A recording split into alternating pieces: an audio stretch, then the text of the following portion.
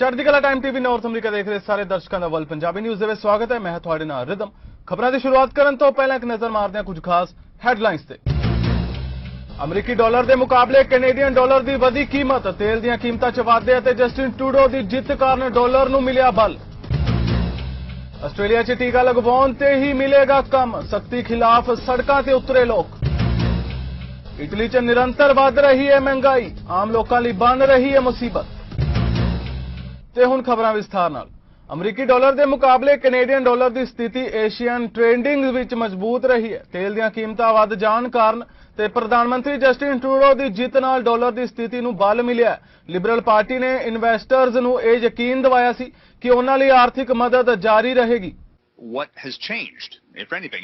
You look at the seat count, and it is very similar, obviously, Melanie, but this election was not without consequence. You know, there's a lot of talk, oh, this election, well, why are we having it, and does it mean anything? Yeah, it actually does, because you are going to now see a shift in policy. The Trudeau government is coming in with a smaller popular vote than it did previously, but still a mandate and backing from likely the NDP. So what were some of the election campaign promises? Well, a focus on housing. How they're going to do that and get housing more affordable remains to be seen. Climate change initiatives. The pipeline industry is likely going to see even more restrictions going forward.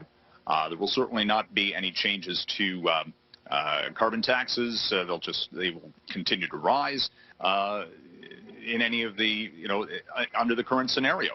So we'll wait for the throne speech next, and then whenever the budget is. And look, the parties themselves, they're going to have to do some soul searching. There are no clear winners out of this. It was kind of split. No one seems to be happy with any of it. So that's going to be the sea change itself too, I think, coming out of this. That at the party level, there's going to be some big questions being asked, and we'll see how that plays out. A whole bunch of things kind of came to a head yesterday with this company, China Evergrande, this real estate company, which is one of the world's largest, looking at a debt default risk, but probably going to be propped up by the government in China. You've got structural changes potentially coming from the U.S. Central Bank this week on interest rate policy. The Biden administration struggling to get its infrastructure deal passed. Debt ceiling coming up in the U.S. Oh, and lo and behold, this morning, seeing a note from the Organization for Economic Cooperation and Development out of Paris, the OECD, talking about inflation expected to continue to climb into 2022. So yeah, about price pressures coming down or being transitory. Jagmeet Singh BC ਦੇ ਹਲਕੇ Burnaby south ਤੋਂ ਜਿੱਤ ਗਏ ਨੇ। ਇੱਕ ਵਾਰੀ ਫਿਰ ਜਗਮੀਤ ਸਿੰਘ ਤੇ NDP ਪਾਰਲੀਮੈਂਟ ਵਿੱਚ ਪਾਵਰ ਨੂੰ ਸੰਤੁਲਿਤ ਕਰਨ ਲਈ ਅਹਿਮ ਭੂਮਿਕਾ ਨਿਭਾਵੇਗੀ। ਕੈਨੇਡਾ ਵਾਸੀਆਂ ਵੱਲੋਂ ਪਾਰਟੀ ਨੂੰ ਦਿੱਤੇ ਸਮਰਥਨ ਤੋਂ ਬਾਅਦ ਜਗਮੀਤ ਨੇ ਲੋਕਾਂ ਦਾ ਧੰਨਵਾਦ ਕੀਤਾ। Yesterday I talked about I wanted to make sure Canadians knew that we were going to keep on fighting for them, and I wanted that to be really clear that we are going to keep on fighting for the things that people need. We heard a lot of things over this campaign. There are a lot of needs out there, and we are going to keep on fighting for people. So I wanted that to be really clear. So I didn't want to take up too much time, but I want to take a little time today to talk about the incredible team. And I just want to highlight some of the most important people in this campaign. Our campaign director and my chief of staff, Jennifer Howard. She's done an incredible job. She ran an incredible campaign. So proud to call her a friend and our campaign director, and she led us with an incredible campaign that we are so proud of. And I feel like she represents the entire team. If I can say one person's name, she can represent lots of folks. But I also want to shout out our national director, Anne McGrath, who led us to be in a position to be able to run such a successful campaign with the resources that we needed to get our message out there, and most importantly, to hear from people. So big shout out to Anne McGrath. Thank you so much, my friend. And you probably noticed someone that stole the show pretty much throughout the campaign, someone who people wanted to see more of than me, because she lit up the room and she had so much energy and passion while fully pregnant. Big shout outs to Kirkidden, who made this journey so much more, not just easier, but so much more fun. She brings joy to my days. Brings joy to everybody, and she brought joy to Canada, and she cares deeply. She was so impacted when she met people in Ishkandiga, the community there, young people there, and really reminds me of what we're doing here. We're here to fight for people, and I couldn't have done this without her, so I wanted to give a big thank you to Gurkiran. Ontario ਦੇ chief medical ਅਧਿਕਾਰੀ doctor ਕਿਰਨ ਮੂਰੇ ਨੇ province ਅੰਦਰ back to school plan ਦੀਆਂ ਗਤੀਵਿਧੀਆਂ ਬਾਰੇ ਜਾਣਕਾਰੀ ਦਿੱਤੀ। ਉਹਨਾਂ ਦੱਸਿਆ ਕਿ ਲਗਭਗ 2 ਸਾਲ ਦੇ ਵਕਫੇ ਤੋਂ ਬਾਅਦ ਵਿਦਿਆਰਥੀ ਸਕੂਲਾਂ ਵਿੱਚ ਪਰਤ ਰਹੇ ਨੇ, ਪਰ ਸਕੂਲ ਵਿਦਿਆਰਥੀਆਂ ਲਈ ਸੁਰੱਖਿਆ ਦੇ ਘੇਰਾ ਵਿਸ਼ਾਲ ਕੀਤਾ ਗਿਆ ਹੈ। It's now been 2 weeks since most educators, staff and students across the province returned to the classroom to resume in-person learning for this academic year. We've made incredible strides as a province to get to this point where our children and youth are back where they belong, learning and socializing in the classroom with their friends and participating in extracurricular activities. These are all crucially important for the mental, physical and social well-being of our children. I know the return to school was met with some nervousness and apprehension, and I want to thank our children, the staff, the bus drivers, teachers and parents for working together to make the return to the classroom as safe and comfortable as possible.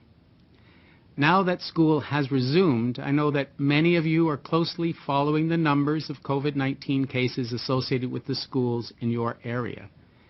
As we see during the influenza season every year, transmissible respiratory viruses do impact our schools, and certainly COVID-19 is no exception. Over the first few weeks of the school year, there have been 1,046 confirmed cases of COVID-19 amongst students and staff who attend school in person. But with over 2 million students and over 300,000 education workers and school partners and 4,844 publicly funded elementary and secondary schools in the province, this is not cause for alarm, and in-person learning continues to remain safe. We are monitoring this situation very closely, and as expected, most cases are contracted in the community and not in the school themselves. When cases do occur in school, transmission to date has proven to be minimal, with the majority of outbreaks contained at 2 to 3 cases. This is thanks to the school community following the public health measures, as well as rapid response from our school boards and public health units. We prepared for this and have taken the precautions and actions necessary to ensure schools remain open for the entire year with minimal disruption for staff, students, and families. Face coverings are worn in indoor settings. Hand hygiene, respiratory etiquette, and enhanced cleaning practices are frequently reinforced. Improvements to ventilation have been made. Physical distancing and cohorting is occurring as much as possible, and students, teachers, and staff are screening for symptoms every day. And when it comes to symptoms, I want to remind parents and students that the COVID-19 screening guidelines for schools and childcare have been recently updated. The symptoms most commonly associated with COVID-19 amongst children and youth include a new fever or chills, a cough that is new or worsening, shortness of breath, nausea or vomiting, or decrease or loss of taste or smell. If your child is experiencing any of these symptoms, they should not attend school in person, should self-isolate immediately, and seek testing as soon as possible.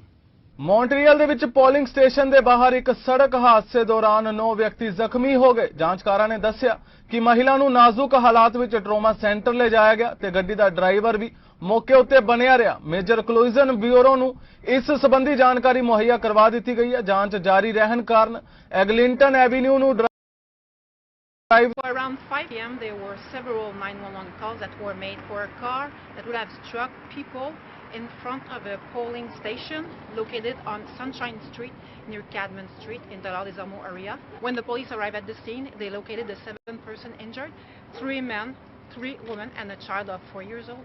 They were all transported to the hospital and their injuries are not life-threatening. So the driver of the car is a woman of 51 years old. She was not injured and was not transported to the hospital, but she's presently detained for the investigation.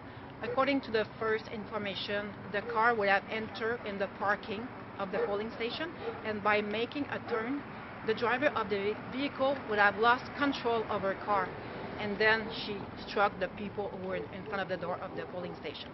So the scene was protected for the collision unit investigators so they can analyze the scene and try to understand the exact circumstances of this accidental collision. Witnesses of the event were met, the investigation is still ongoing, and the polling station is still open. And was speed a factor? Well, it's part of the investigation, is too early. Canada ਭਰ ਦੇ ਵਿੱਚ ਵੋਟਰਾਂ ਨੇ Liberal ਘੱਟ ਗਿਣਤੀ ਸਰਕਾਰ ਚੁਣੀ ਹੈ। ਕੰਜ਼ਰਵੇਟਿਵਜ਼ ਨੂੰ ਦੂਜਾ ਸਥਾਨ ਮਿਲਿਆ ਤੇ ਐਨਡੀਪੀ ਤੀਜੇ ਸਥਾਨ ਤੇ ਸਿਮਟ ਕੇ ਰਹਿ ਗਈ ਹੈ। ਇਹ ਦੋਵੇਂ ਪਾਰਟੀਆਂ ਵਿਰੋਧੀ ਧਿਰ ਦੀ ਭੂਮਿਕਾ ਨਿਭਾਉਣਗੀਆਂ। ਇਸ VOTING ਪ੍ਰਕਿਰਿਆ ਵਿੱਚ ਐਲੀਮੈਂਟਰੀ ਸਕੂਲ ਅਧਿਆਪਕਾਂ ਤੇ ਵਿਦਿਆਰਥੀਆਂ ਦਾ ਵੀ ਵੱਡਾ ਯੋਗਦਾਨ ਹੈ। ਉਹਨਾਂ ਦੀ ਇਸ ਬਾਰੇ ਕੀ ਰਾਏ ਹੈ, ਆਓ ਸੁਣਦੇ ਹਾਂ। For us, because it's teaching us that once we, even though they don't count right now, once we turn 18, we will know how to go through and pick a politician and candidate that we support and how to properly cast a ballot. I'm really passionate about student vote and the work that civics does. It's so important to get the youth involved in our democratic process and get comfortable with it, and so that they know how it works and that it is actually quite easy to become an educated voter and work their way through the process, and it becomes a habit, so that habit stays with them as they become tax-paying adults. During the first week of school, my teacher came up and we started finding people that wanted to help out with student vote. And once we got our team together, we contacted each of the candidates from our riding, and we held a virtual town hall at our school. And so we had moderators and all the candidates show up on a Google Meet, and they talked to us about what their plan was, what they were going to do, and we even had a chance to ask them questions from the students. And then once that was over, the next day we went through and we signed all the ballots that needed, and we set up to have our mock election.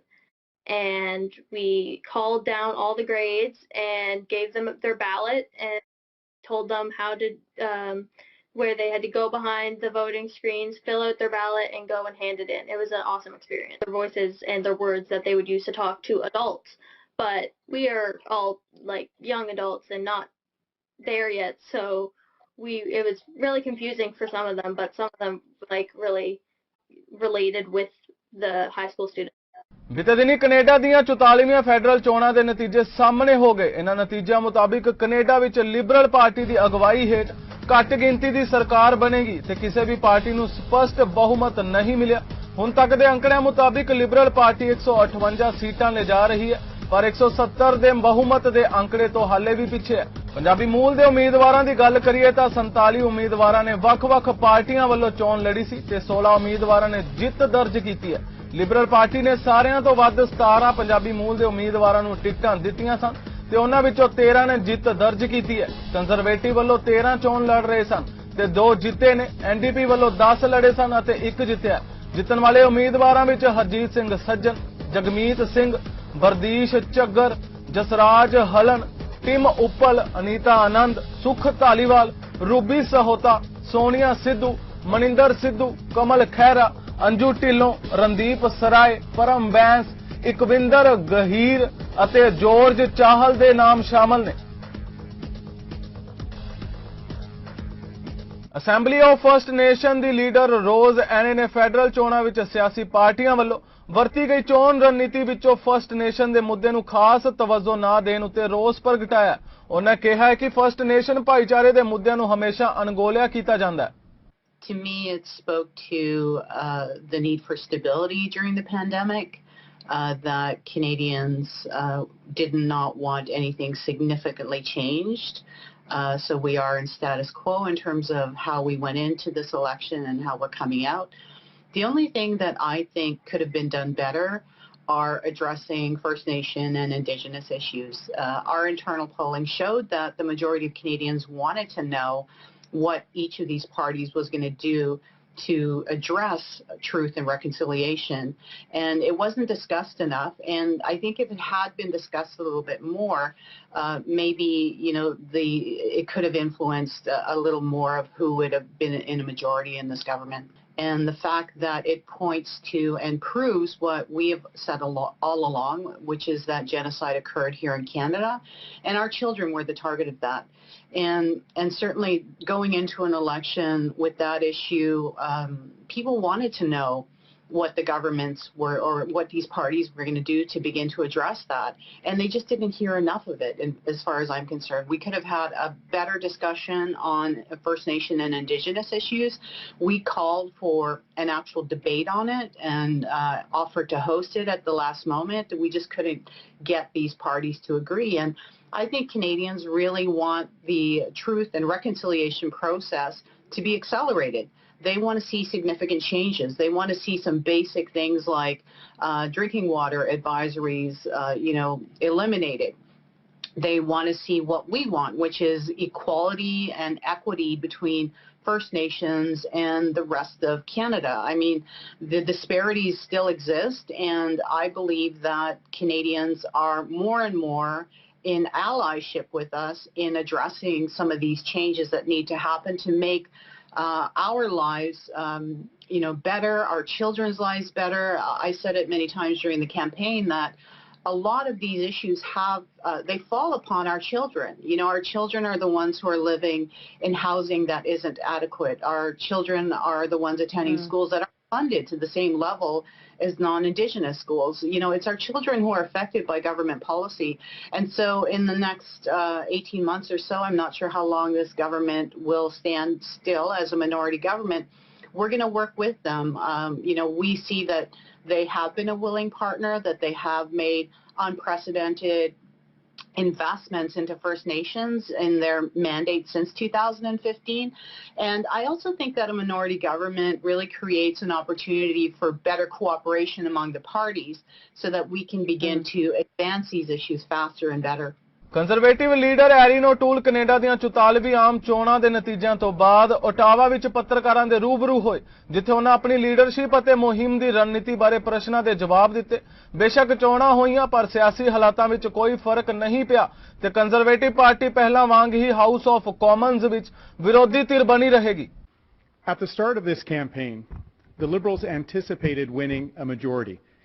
That's why Justin Trudeau triggered a $600 million election, to get a majority. But Canadians said no. While we didn't get the results we had hoped for, I'm proud of our team for holding the Liberals to a minority in this pandemic election.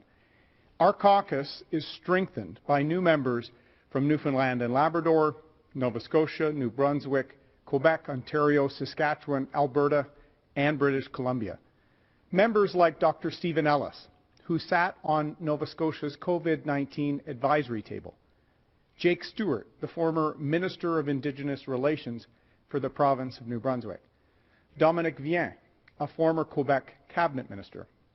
We've also elected the next generation of members of parliament, including Melissa Lantsman, Adam Chambers, and Layla Goodridge. And while the final numbers are still being tabulated, in about 30 ridings, we came within 2,000 votes of the Liberals. We are building towards victory next time. I am disappointed that we've lost some members, and I've already initiated a post-election review to examine what went right, what went wrong, and what we can do better to win in 18 months. Justin Trudeau said just 2 weeks ago that if he didn't get the majority he wanted, he would trigger another election in 18 months. I've already taken the steps to ensure the Conservative Party both learns from last night and builds towards Justin Trudeau's defeat. I will continue to work tirelessly with our caucus, campaign team, and party members to keep building the support we need in key areas of the country like the Greater Toronto Area, Metro Vancouver, and Quebec. We're all disappointed with the results from last night.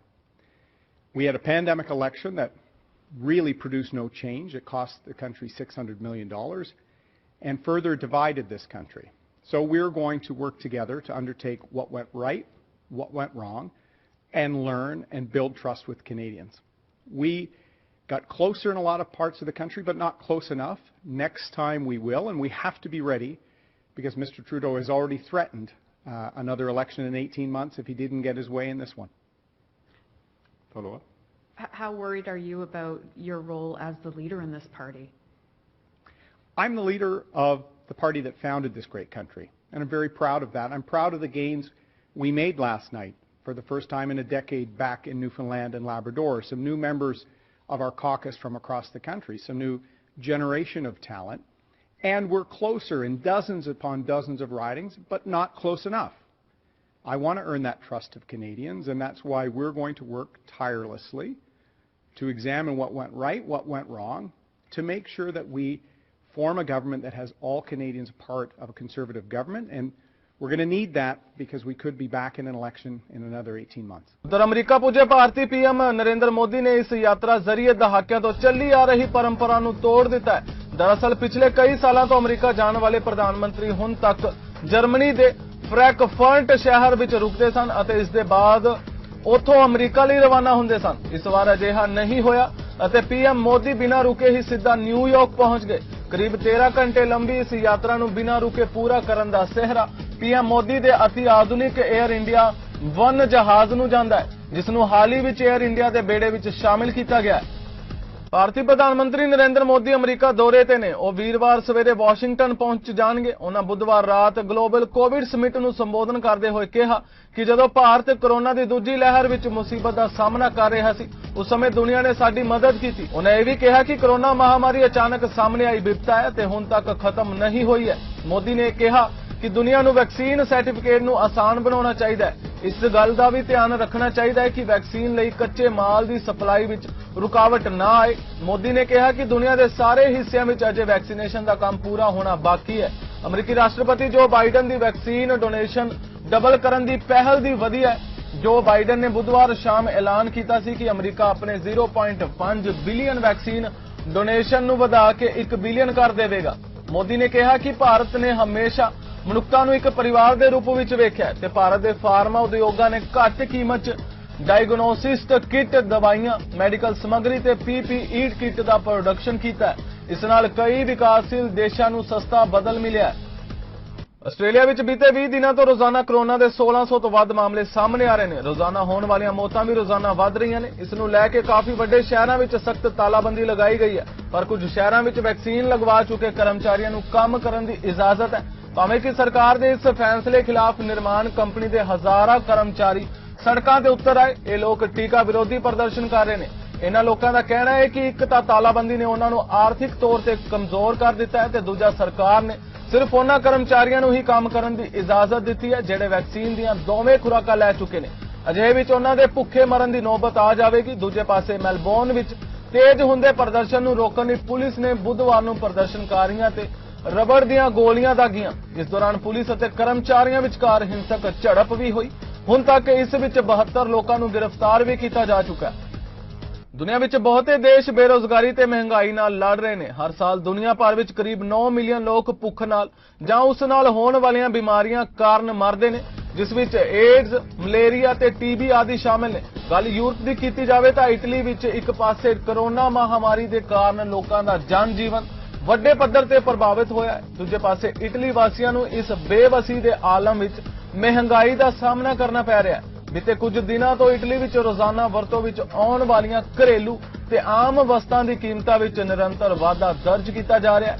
Might ਦੇ ਸਰਵੇਖਣ ਅਨੁਸਾਰ Italy ਵਿੱਚ ਪਿਛਲੇ 7 ਸਾਲਾਂ ਤੋਂ petrol, diesel ਕੀਮਤਾਂ ਵਿੱਚ ਵੀ ਭਾਰੀ ਵਾਧਾ ਹੋਇਆ ਸੀ, ਕਿਉਂਕਿ ਅਕਤੂਬਰ ਸਾਲ 2014 ਦੇ ਅੰਤ ਤੋਂ ਬਾਅਦ ਸਭ ਤੋਂ ਉੱਚ ਪੱਧਰ ਸੀ। ਸਾਲ 2014 ਵਿੱਚ ਪੈਟਰੋਲ ਦੀ ਕੀਮਤ 1681 ਦਰਜ ਕੀਤੀ ਗਈ ਸੀ ਅਤੇ ਹੁਣ ਸਾਲ 2021 ਦੇ ਅੰਤ ਦੇ ਮਹੀਨਿਆਂ ਵਿੱਚ ਇਹ ਕੀਮਤ 1670 ਤੱਕ ਪਹੁੰਚ ਗਈ ਹੈ। ਦੂਜੇ ਪਾਸੇ ਡੀਜ਼ਲ ਤੇਲ ਦੀ ਕੀਮਤ ਵੀ 1516, 1521 ਤੱਕ ਹੋ ਗਈ ਹੈ। ਫਿਲਹਾਲ ਬਲ ਪੰਜਾਬੀ ਨਿਊਜ਼ ਦੇ ਇਸ ਬੁਲੇਟਿਨ ਵਿੱਚ ਇੰਨਾ ਹੀ। ਹੋਰ ਤਾਜ਼ਾ ਖਬਰਾਂ ਲਈ ਤੁਸੀਂ ਵੇਖਦੇ ਰਹੋ ਚੜ੍ਹਦੀ ਕਲਾ ਟਾਈਮ TV। ਮੈਨੂੰ ਰਿਦਮ ਨੂੰ ਦਿਓ ਆਗਿਆ। ਧੰਨਵਾਦ।